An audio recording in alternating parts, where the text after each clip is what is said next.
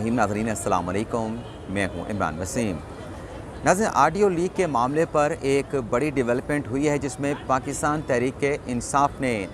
Audio leak के मामले पर एक बड़ा गैम्बल, एक बड़ा जुआ खेला है। सुप्रीम कोर्ट में पीटीआई की जानिब से एक मुतफर्रिक दरख्वास्त दायर की गई है जिसमें तहरीक इंसाफ के इस्तीफ़ों से मुतल्लिक जो वज़ीर आज़म और वफाकी वज़रा की ऑडियो लीक हुई, उस ऑडियो लीक के मामले को चैलेंज करके जुडिशल कमीशन बनाने की इस्तदा की गई है। तो ये जो आज पीटीआई ने मुतफर्रिक दरख्वास्त अदालत उज़्मा, जो कि पाकिस्तान की सबसे बड़ी अदालत है, वहाँ पे ये जो दरख्वास्त दायर की गई है, क्या इस दरख्वास्त से तहरीक इंसाफ को रिलीफ मिलेगा या फिर ये दरख्वास्त तहरीक इंसाफ के अपने गले पड़ जाएगी? इस मामले पर आप नाज़रीन के साथ गुफ्तगू करेंगे और जो दरख्वास्त पीटीआई की जानिब से सुप्रीम कोर्ट में दायर की गई है उसके मंदरजात आपके साथ शेयर करेंगे और उसके अलावा आज के रोज़ की जो दीगर अहम ख़बरें हैं उनकी तफसीलात भी आपके साथ शेयर करेंगे। तो पहली ख़बर से गुफ्तगू का आगाज़ करने से पहले इस वक्त मैं कहाँ पे मौजूद हूँ ये भी आप नाज़रीन के साथ शेयर करना ज़रूरी है। ये आप मेरे बाएं जानिब देखेंगे तो ये सेंटोरस चौक है जहाँ पर पिछले 4 दिनों से जो किसान यहाँ पे आके बैठे एहतजाज कर रहे हैं, धरना दे के बैठे हैं, ये उनके धरने में मैं यहाँ पे मौजूद हूँ। और अगर आप मेरी बाईं तरफ देखेंगे तो आपको पुलिस के एहलकार नज़र आएंगे, आपको सिक्योरिटी के जवान यहाँ पे नज़र आएंगे जिनकी जानिब से इस धरने को, इस एहतजाज को चारों अतराफ से कॉर्डन ऑफ किया गया है और पुलिस के एहलकार जो है वो यहाँ पे सिक्योरिटी की ज़िम्मेदारियाँ जो है वो सर अंजाम दे रहे हैं। यहाँ पे जो किसान बैठे हैं 27 सितंबर को यहाँ पे आए थे अपने मुतालबात लेके। इनके मुतालबात क्या हैं ये भी आपको बता देते हैं। एक इनका जो प्राइम मुतालबा है, जो सबसे बड़ा मुतालबा है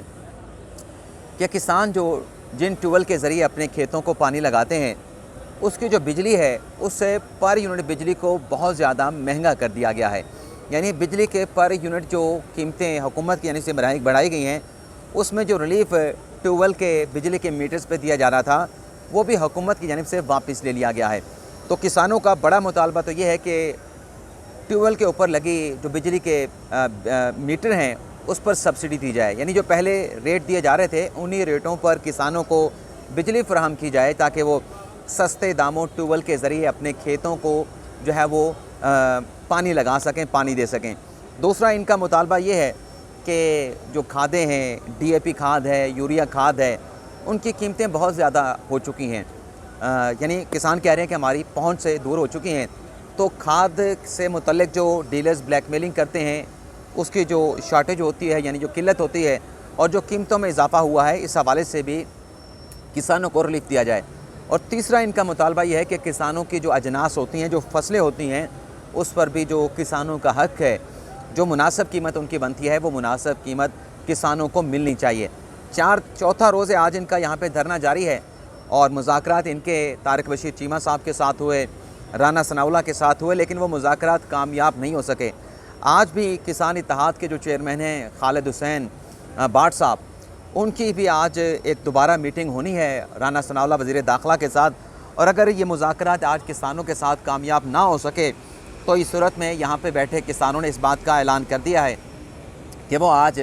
डी चौक की तरफ, रेड जोन की तरफ जो है अपनी पेशकदमी का आगाज़ करेंगे। तो एक तो ये ख़बर आपके साथ शेयर करनी थी। अब आ जाते हैं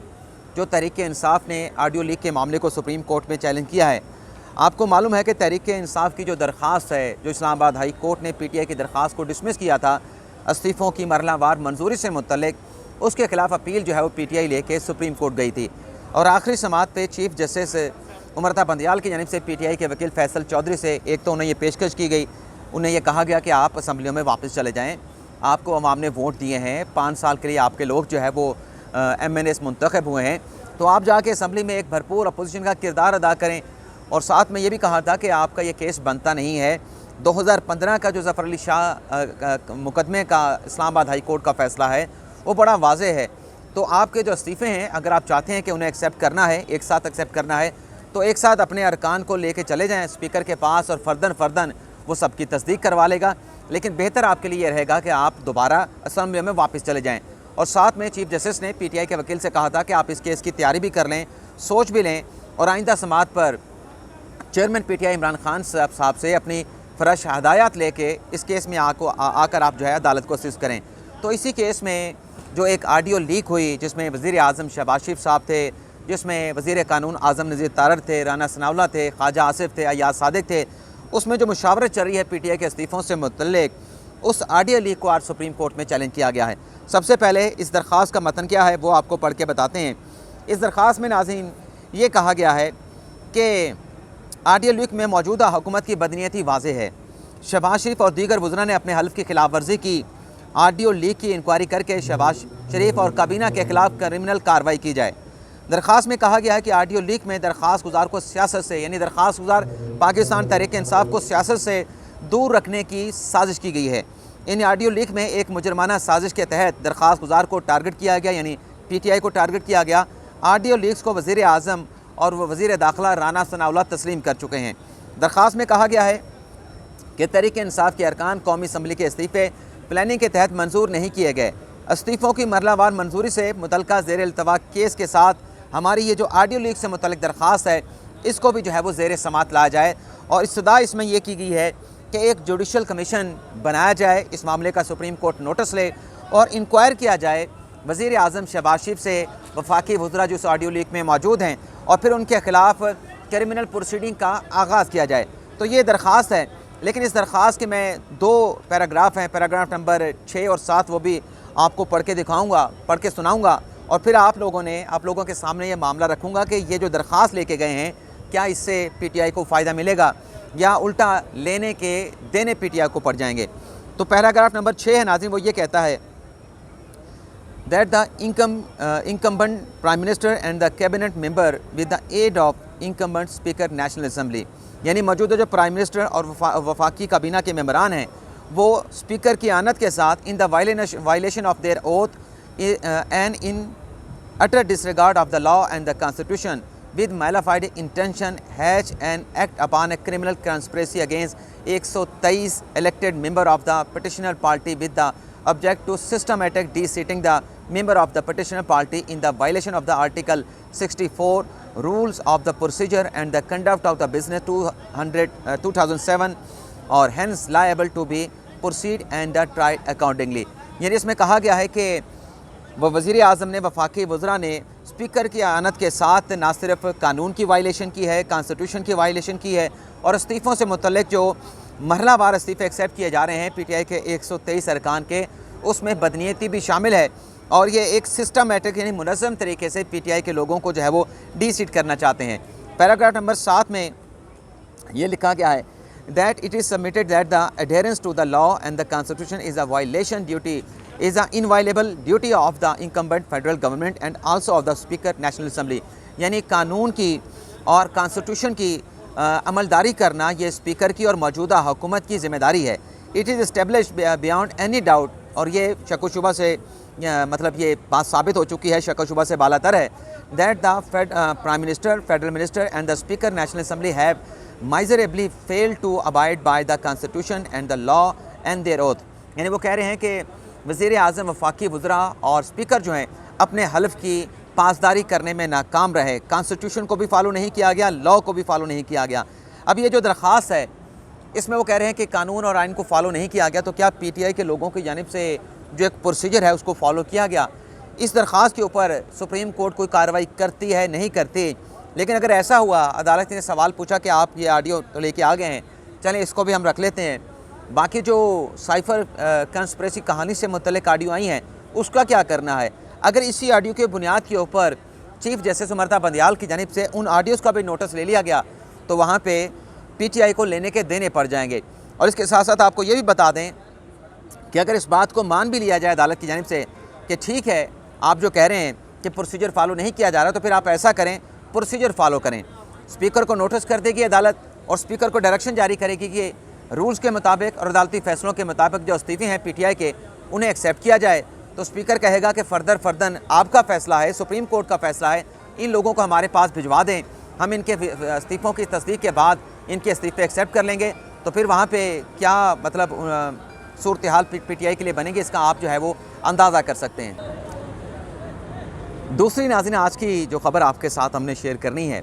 इमरान खान साहब ने ख्वाजा आसिफ के ख़िलाफ़ 10 अरब के हर्जाने का मुकदमा इस्लामाबाद की एक सेशन अदालत में दायर किया था। दूसरी समाअत नाज़रीन, ना खान साहब पेश होते हैं और ना खान साहब के वकील पेश होते हैं। पिछली समाअत में भी खान साहब के वकील को 5000 का जुर्माना किया गया, बड़ा भारी जुर्माना किया गया।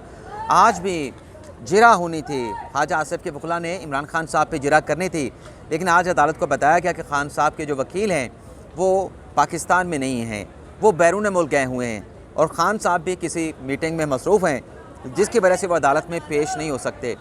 तो अदालत ने आज एक मरतबा फिर जो इल्तवा की दरख्वास्त की गई उससे एक्सेप्ट कर लिया और केस की जो समाअत है उससे 22 अक्टूबर तक जो है वो मुलतवी कर दिया गया है। यानी 22 अक्टूबर को ख्वाजा आसिफ के जो वकील हैं, जो खान साहब ने एलिगेशन लगाए हैं कि फ़लाँ मामले पे जो इल्ज़ामात लगाए, जो स्टेटमेंट ख्वाजा आसिफ ने दिया उससे मेरी हद तक हुई है, तो हद के इज़्ज़त के उस मुकदमे में जिरा जो है वो 22 अक्टूबर को ख्वाजा आसिफ के वकील इमरान खान साहब पे करेंगे। अब देखते हैं कि 22 अक्टूबर को भी खान साहब पेश होते हैं, उनके वकील होते हैं, या फिर जज साहब को एक मरतबा फिर 5000 के जुर्माने के साथ अदालती कार्रवाई पे जो है वो इत्तफाक करना पड़ेगा। तीसरी खबर है नाजरीन,